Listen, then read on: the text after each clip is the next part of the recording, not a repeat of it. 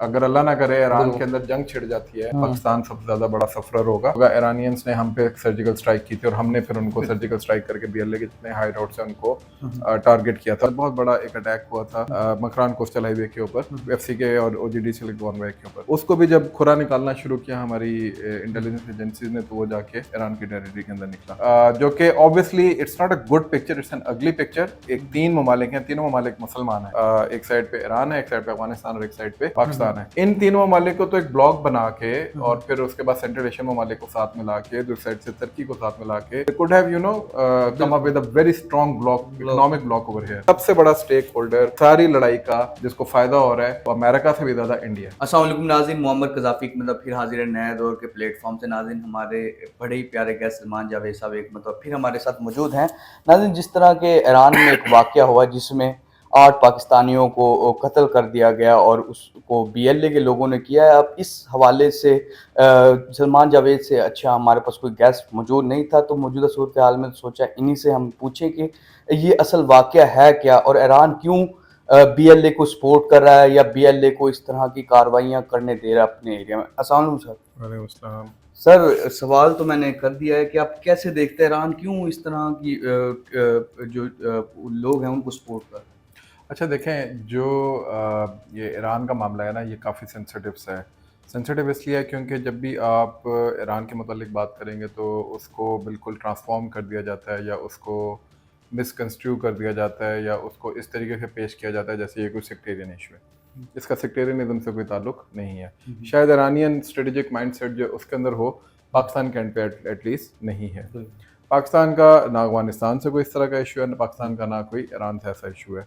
लेकिन अलबत्ता ये ज़रूर है कि इस तरह की हार्बरिंग ज़रूर होती है उनकी सॉइल्स पे इस किस्म के लोगों की कि जो के आके हमारे यहाँ अटैक करते हैं। अब कुछ एनालिस्ट या कुछ फैक्ट्स या कुछ चीज़ें ऐसी हैं जिसके अंदर ये कहा जाता है कि पाकिस्तान चूँकि कुछ ऐसी प्रॉक्सीज को सपोर्ट करता था जो कि ईरान के अंदर जो है वो अटैक्स करती थी, तो उसके टिट फॉर टैट में ईरान ने जो है वो बीएलए को सपोर्ट करना शुरू किया, but this doesn't add up. उसकी वजह ये है कि 1979 से ऑनवर्ड जो है जिस तरह 1947 से ऑनवर्ड आपको अफगानिस्तान की तरफ से हॉस्टिलिटी मिलती है, 1979 से अनफॉर्चुनेटली आपको ईरान की तरफ से भी हॉस्टिलिटी का सामना करना पड़ता है। और ये भी एक बड़ी बुनियादी वजह जिसको इसलिए ही ट्रांसलेट किया जाता है कि शायद ये कोई सेक्टेरियन इशू है। अच्छा, दूसरा ये कि ईरान के अंदर जो है ये बीएलए हो गया या बीएनए हो गया या इस तरह की ब्रास हो गई, इसके फुटप्रिंट्स बड़े वाज़ेह हैं। मैं उस दिन बैठा देख रहा था और पढ़ रहा था कि उज़ैर बलोच का, अगर आपको याद हो, कन्फेशन, जिसके अंदर उसने खुद ये कन्फेस किया था कि ईरानियन इंटेलिजेंस एजेंसी जो है वो इसको सपोर्ट करती थी और उसने यहाँ पे एक बहुत बड़ा नेटवर्क बनाया हुआ था जिसमें टारगेट किलिंग्स थी। ये बलोच अमन कमेटी, जो पीपल्स अमन कमेटी जो थी, वो इस तरह की बहुत सारी चीज़ें जो हैं वो उसने कन्फेस की थी उसके अंदर। इसी तरीके से अगर आपको याद हो, अभी पिछले दिनों ज़ैनबियून का ये 3-4 दिन पहले एक बंदा पकड़ा गया कराची से, जिसने कन्फेस किया है बहुत सारी हाई प्रोफाइल टारगेट किलिंग्स का। इसी तरीके से आप देखते हैं कि जो बीएलए का चीफ है बशीर ज़ेब, उसके बारे में मुसद्दिका इतलात मौसूल होती हैं इंटेलिजेंस कम्युनिटी के अंदर कि वो ईरानियन टेरिटरी के अंदर सेफ हेवन के अंदर बैठा हुआ है। इसी तरीके से डॉक्टर नज़र, जो कि इन तमाम का इस वक्त एक तरह का आप कह लेंगे आइडियोलॉजिकल बाप है, वो भी ईरान के अंदर अपनी हॉस्पिटैलिटी को इंजॉय कर रहा है। ये तो वो बड़े बड़े नाम हैं जो कि हमारे सामने हैं, ठीक है। फिर असलम अच्छू, जो कि पहले इसका मजीद ब्रिगेड का सरबराह था, वो ना सिर्फ ईरान और इंडिया में रहा बल्कि इंडिया में भी गया और थ्रू ईरान ही सुना है कि वो गया था। तो ये तमाम वो चीज़ें। फिर कुलभूषण यादव, उसको मतलब वो वहाँ से बैठ के ऑपरेट करता रहा और फिर बाद में पाकिस्तान ने जब वो स्लिप हुआ तो पाकिस्तान ने उसको पिक भी कर लिया। इसी तरीके से लास्ट ईयर आपको याद होगा ईरानियंस ने हम पे सर्जिकल स्ट्राइक की थी और हमने फिर उनको सर्जिकल स्ट्राइक करके बीएलए के जितने हाई रोड्स हैं उनको टारगेट किया था और उसके अंदर हमने बाकायदा जो है वो जब किया तो ईरानियंस ने उसके ऊपर कोई ख़ास बात नहीं की क्योंकि दे ऑल्सो न्यू कि ये एक सेफ हेवन था और उसके ऊपर जो है वो हमें बात नहीं करनी चाहिए। और इस तरीके के आपको और बहुत सारे जो फिर एक 2020 के अंदर बहुत बड़ा एक अटैक हुआ था मकरान कोस्टल हाईवे के ऊपर, एफसी के और ओजीडी सिलिकॉन वैली के ऊपर। उसको भी जब खुरा निकालना शुरू किया हमारी इंटेलिजेंस एजेंसीज ने, तो वो जाके ईरान की टेरिटरी के अंदर निकला। ये दो बड़े बड़े वाक़यात हैं जो मैंने बताए। फिर छोटे छोटे और बेतहाशा वाक़यात है, हिट एंड रन जब भी होती है تو اس کے اندر ظاہر ہے ہماری بارڈر اس قسم کی ہے کہ اس کے اوپر وہ اکراس دا بارڈر چلے جاتے ہیں یا وہاں سے بیٹھ کے ایٹ لیسٹ یہاں کے ایلیمنٹس کو وہ آپریٹ کر رہے ہوتے ہیں. تو یہ جو مقاصد ہیں اس کے پیچھے وہ ہمہ جہت یعنی ملٹی ڈائمینشنل ہو سکتے ہیں. ایک تو یہ ہو سکتا ہے کہ سی پیک ایک ایلیمنٹ ہے جس کو آپ دیکھ سکتے ہیں. پھر سی انڈین پیک تو انفلوئنس چائنا ہے. کے ساتھ ہے، اس کو امریکہ کو تو ہو سکتا ہے، لیکن امریکہ سے تو ایران نظر آتا ہے کہ ڈائریکٹ چاہ بہار کا ایک آپ کو اچھا دیکھنا چاہیے نا کہ چاہ بہار جو ہے اس کو، حالانکہ پاکستان ہمیشہ چاہ بہار کو جو ہے وہ ایک جسے کہتے ہیں کہ کولیبریٹو پورٹ کے طور پہ دیکھتا ہے، اس کو کبھی بھی کمپٹیشن کے اندر نہیں دیکھتا. اور جو بھی سین مائنڈس ہوں گے ہمیشہ اسی طرح دیکھیں گے. لیکن میرا خیال ہے کہ ایران کے اندر کچھ ایلیمنٹس ایسے موجود ہیں جو کہ پاکستان کو ایک تھریٹ کے طور پہ دیکھ رہے ہوتے ہیں. بالکل. اچھا، دوسرا یہ کہ ایرانین آئی آر جی سی جو ہے اس کا بھی جو ایک آپ کہہ لیں کہ جو مزاج ہے ٹورڈز ادر نیبرنگ کنٹریز جو اسی قسم کا ہے. کاؤ پلان ایک بنا تھا جو آر این کاؤ تھے، بہت را کے پہلے چیف جنہوں نے را بنائی تھی. تو انہوں نے بیسیکلی کاؤ پلان بنایا تھا اور اس کے اندر انہوں نے اپنے ایک نائر نام کے ایک صاحب تھے ان کو اپوائنٹ کیا تھا کہ وہ ویسٹ پاکستان کو ڈیل کریں 1960s میں جب انہوں نے بنایا تھا. تو ویسٹ پاکستان کے اندر جب انہوں نے ڈیل کرنا شروع کیا تو انہوں نے کیا کیا کہ جتنی بھی نیبرنگ کنٹریز تھیں ان کی ایمبیسیز کے اندر انہوں نے اپنے بندے ڈپیوٹ کیے. یہ باقاعدہ ہم نہیں کہہ رہے، یہ ان کے اپنے لوگ انہوں نے کتابیں لکھی ہیں اور اس کے اندر انہوں نے کاؤ کے میموائرس کو لے کے تو انہوں نے اس کے اندر یہ چیز لکھی ہے. اور اس میں پھر انہوں نے یہ کرنا شروع کیا، انفلوئنس ایگزرٹ کرنا شروع کیا ان ایلیمنٹس کے اوپر جو پاکستان کے اندر ہیوک کریٹ کر سکتے تھے. اس وقت بھی سب نیشنلسٹ تحریکیں جو ہے چلائی گئی تھیں اور پاکستان کے اندر جو ہے وہ دھماکے کروائے گئے تھے، ٹارگٹ کلنگز کروائی گئی تھیں. اور ابھی بھی جو ہے وہ تقریباً وہی پلان جو ہے دوبارہ ایگزیکیوٹ کیا جا رہا ہے. اب اس کو اب دوال ڈاکٹرائن کہتے ہیں، اس وقت کاؤ پلان تھا، اب دوال ڈاکٹرائن ہے. تو یہ بیسیکلی جو ہے سیم چیز ہی ہے اور اس کو بیسیکلی انفارچونیٹلی ایرانین اور افغان ٹیریٹری دونوں جو ہیں اس کے اندر استعمال ہوتی ہیں. بالکل. اچھا، ایک طرف تو ہم دیکھتے ہیں کہ جس طرح پاکستان بھی ایک مسلم کنٹری ہے اور ایران بھی ایک مسلم کنٹری ہے، اور ایران کا تو ڈائریکٹ نظر آتا ہے کہ غزہ والے معاملے پہ پھر وہ امریکہ سے وہ باقاعدہ حماس وہ سارا، تو کیوں امریکہ کی طرف ایک طرف جا رہے ہیں، دوسرے کیوں اپنے پڑوسیوں کو اس طرح ڈسٹرب کر رہے ہیں؟ کیونکہ ہم بھی مسلم ممالک وہ بھی، تو یہ کیا وجہ ہے کیوں؟ دیکھیں جو مڈل ایسٹ کے اندر ہے نا اس کی ڈائنامکس بڑی ڈفرینٹ ہے. وہاں پہ بھی ریئل پالیٹک ہے، وہاں پہ اسلام کا تڑکا تو فرینکلی جو ہے نا وہ ہر ملک لگا لیتا ہے ہمارے ہاں. آپ افغان طالبان کو دیکھیں تو وہ بھی لگاتے ہیں، اسی طرح ایرانین رجیم بھی لگاتی ہے. اچھا، مڈل ایسٹ کے اندر جو پولیٹیکل ڈائنامک یا جیو پولیٹیکل ڈائنامک ہے وہ ہیں عرب اور عجم کا، یعنی عربز اور پرشینیٹس جو ایک کانفلکٹ ہے وہ ہے. اور اس کو بیسیکلی آپ ٹرانسلیٹ کر دیتے ہیں ان اے وے اس چیز میں کہ جی کہ یہ شاید کوئی حق اور باطل کی جنگ ہے. اس میں ہوتا کیا، جو عرب حکمران ہے وہاں کے وہ چونکہ اس وقت کہہ لیں کہ اس پوزیشن میں نہیں ہے یا اتنی اچھی پکچر پینٹ نہیں کر رہے with their actions with regards to فلسطین اینڈ غزہ، تو وہاں پہ یہ ایک فالٹ لائن کریٹ ہو جاتی ہے، وہاں پہ ایک ویکیوم کریٹ ہو جاتا ہے جس کو پھر آ کے فل کرتا ہے ایران. اور ایران جب اس کو فل کرتا ہے تو ظاہر ہے وہ پھر سینٹیمنٹس گین کرتا ہے گراؤنڈ کے اوپر اپنے ساتھ. ان سینٹیمنٹس کو وہ پھر ری ارینج کرتا ہے، چینل کرتا ہے to exert pressure on the Arab states from there. تو یہ ایک جیو پولیٹیکل ایلیمنٹ ہے جس کو ایران وہاں پہ یوز کر رہا ہے. اور same goes for here as well. اب آپ اگر آپ وہی ٹریجیکٹری یہاں پہ بھی دیکھو تو یہاں پہ بھی کم از کم آپ کو اسی قسم کا گیم پلان نظر آتا ہے. لیکن یہاں پہ جن لوگوں کے اوپر وہ بیٹ زیادہ کرتے ہیں وہ یا تو انفارچونیٹلی سیکٹیرین اس کے اندر شامل ہو جاتے ہیں یا نظر آتے ہیں، جیسے زینبیون برگیڈ کے اوپر بہت زیادہ بات ہوتی ہے، یا پھر وہ یہ سب نیشنلسٹ جو ہیں ان کو آپ سپورٹ کر رہے ہیں، جیسے کہ بی ایل اے ہے، بی آر اے ہے، بی این اے ہے یا براس ہے. تو زیادہ یہ سب نیشنلسٹ کو انہوں نے سپورٹ کیا.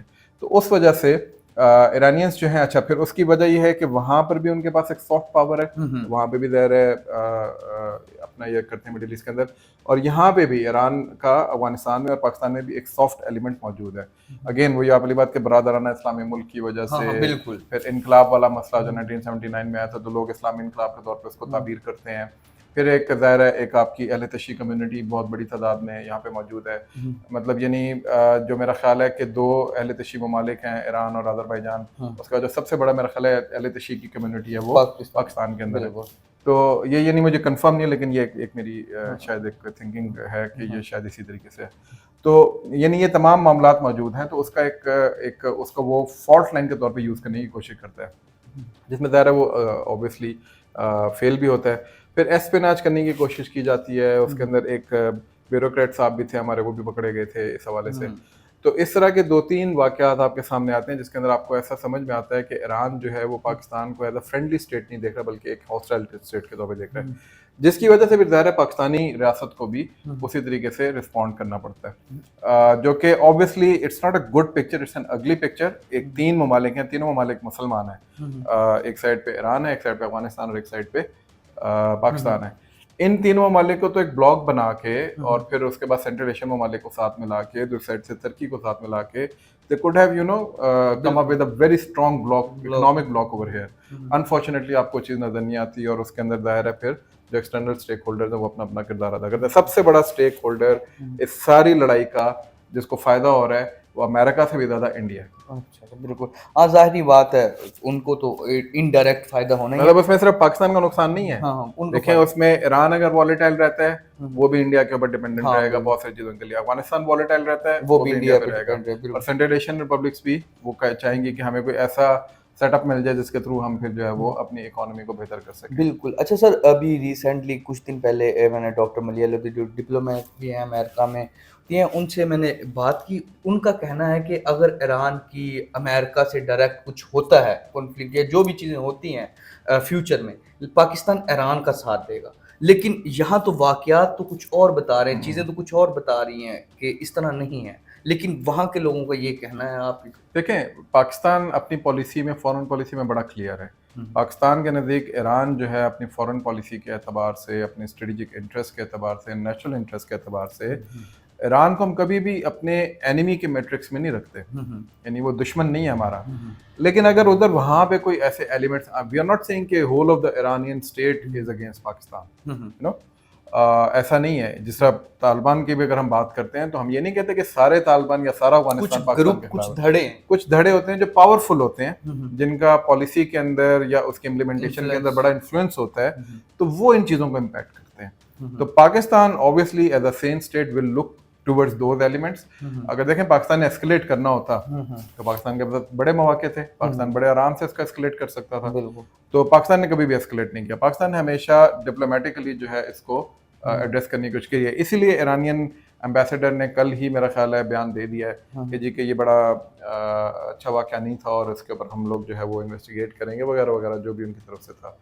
तो ये एक डिप्लोमेटिक मैनूवरिंग जो है वो पाकिस्तान और ईरान के अंदर ज़्यादा अच्छी है और इसी तरीके से ही इसको होना चाहिए।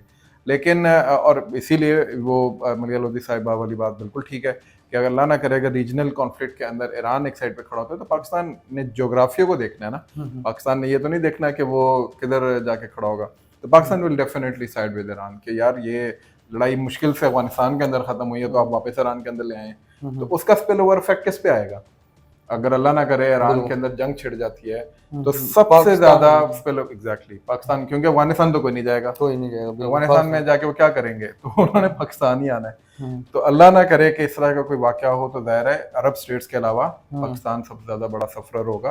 तो इसलिए पाकिस्तान कभी भी नहीं चाहेगा कि जंग यहाँ पर हो। तो मतलब आप देख रहे हैं कि फ्यूचर में पाकिस्तान, अफगानिस्तान और ईरान का बेहतर ताल्लुकात हो सकते हैं, जो अभी रिसेंटली तो नज़र नहीं आ रहे और चीज़ें काफ़ी ख़राब भी हैं दरमियान में। इन फ्यूचर आप कैसे देख रहे हैं इन तीनों कंट्रीज़ को? क्या जो जो आपने अभी पीछे बात भी की कि इनको एक ब्लॉक बनाना चाहिए और ये मिल के ट्रेड करें जितने भी हैं, तो इन फ्यूचर आप कैसे देखें? देखिए मैं तो मुख्तलिफ इवेंचुअलिटीज़ हैं। एक इवेंचुअलिटी तो ये है कि देखिए तीनों के तीनों आपस में जंग करेंगे। एक इवेंचुअलिटी ये है कि at the end of the day you will find some wise people in these countries who will think for the people and for the country and for the national interest कि यार national interest हमारा इसके अंदर है कि हम आपस में बैठ के बातचीत करें, डायलॉग करें। ये जो प्रॉक्सी वॉर्स हैं इससे अपने आप को पीछे हटाएं, जो वैक्यूम्स हैं इनको खुद से फिल इन करें और फॉल्ट लाइंस को हम एड्रेस करें और एक दूसरे की फॉल्ट लाइन को एक्सप्लॉइट ना करें।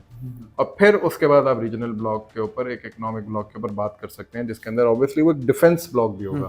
यानी स्ट्रेटेजिकली जब आप बात करते हैं तो वो एक डिफेंस मैकेनिज्म भी क्रिएट होता है ना। ये आइडिया ईसीओ की सूरत में ऑलरेडी इस्टेब्लिश्ड है। इसको सिर्फ रोबस्ट करने की ज़रूरत है, प्रोएक्टिवली रोबस्ट करने की ज़रूरत है। लेकिन अनफॉर्चुनेटली हमारे कुछ आप कह लें कि इनकैपेसिटेटेड या नाअहल हुक्मरान जो हैं وہ इस किस्म के हैं कि वो इस चीज़ के ऊपर तवज्जो नहीं देते और वो ये बात नहीं देखते कि जी कि अगर ये ब्लॉक बन जाता है तो इसका फ़ायदा सबसे बड़ा जो है वो इन 3 ममालिक को है, ठीक है? और अगर ये हो जाता है, ये इवेंचुअलिटी हम अचीव कर लेते हैं, तो मेरा नहीं ख्याल कि फिर उसके बाद कोई भी ग्रेट गेम या कोई भी इंडो पैसिफिक स्ट्रेटजी जो है वो बड़े आसानी से कामयाब हो जाएगी। जी तो नाज़रीन, सलमान जावेद साहब का यही कहना है कि जो ईरान में अभी ये हुआ, ये छोटे मोटे कॉन्फ्लिक्ट हैं जिनमें एक दूसरे के इस तरह हो जाती हैं चीज़ें, लेकिन अगर हम इसे बड़े पर्सपेक्टिव में देखें तो इंशाल्लाह चीज़ें नॉर्मलाइज भी होंगी और बेहतरी की तरफ भी दिखाई देंगी हमें इन फ्यूचर। फिलहाल के लिए नए दौर से मोहम्मद कज़ाफ़ी को सलमान जावेद को इजाज़त दीजिए। खुदा हाफिज़।